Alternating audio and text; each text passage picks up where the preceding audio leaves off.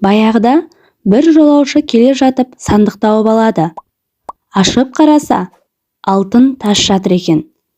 Құдайым жоқ жерден берді ғой деп шаттанған бейбақ алтынға қолын соза бергенде, алтын тас үлкен жыланға айналып өзіне тап береді. Ей бейшара, не тапсаң да өз сорыңнан көр. Сандықта жатып 1000 жыл бойына біреу мені босатса, алтынмен аптап, күміспен қаптаймын деп тіледім. Ешкім құтқармады. Бүгін кім мені құтқаратын болса, соны жұтамын деп серт бердім. Сен кезіктің, енді сертімді орындаймын, дейді. Жолаушы шыр-пыр болып жалынса да жылан көнбейді. Кенет оның көзі мынадайда келе жатқан 30 жолаушыны шалады. Қуанған жолаушы олардан араша сұрайды. Олар жыланнан қорқып, бұл жылан алып екен, бұған шамамыз жетпес деп кетіп қалады. Жылан жақындай түседі. Бейбақ, өлген жерім осы болды ғой, дей бергенде тағы да 5 кісінің сұлбасы көрінеді. Жолаушы құтқар деп жалынады. 30-дың шамасы жетпегенде, бізден не күтесің деп олар да кетіп қалады. Жылан төне түседі. Бейбақ иманын үйіреді. Сол кезде бір аласа бойлы адам келе қалады. Ей жылан, мына бейбақтың не жазығы бар деп сұрайды. Жылан мән жайды баяндап, 30-дан қайыр, 5 жаннан пайда болмағанда сен не істей аласың? Жолыңнан қалма, дейді. Аласа адам, ей жылан, жазықсыз жанға жала жаппа. Өтірігіңе сенбеймін.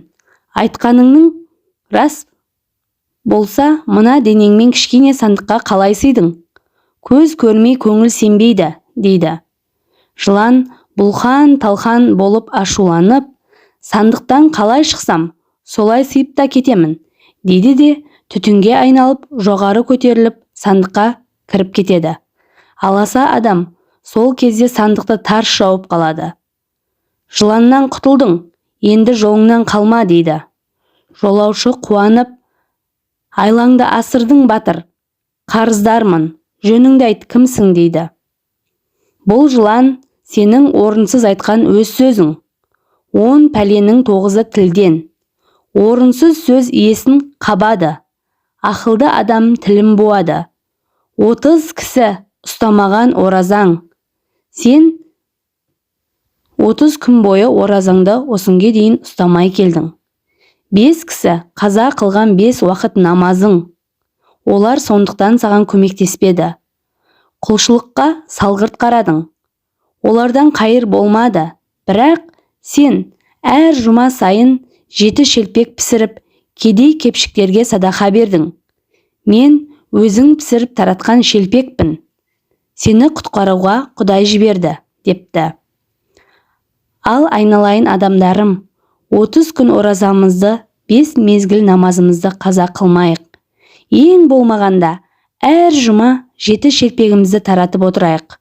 Себебі ерте ме, кеш пе барар жеріміз белгілі. Міне, 7 шелпектің өз отбасыңызға, өмірден өткендерге тигізер шарапатын көрдіңіздер. Каналыма тіркеліп, ой салар оқиғалар мен ғибратты әңгімелерді тыңдай жүріңіз. Әңгіме ұнаса, лайк басып, комментарий жазуды ұмытпаңыз.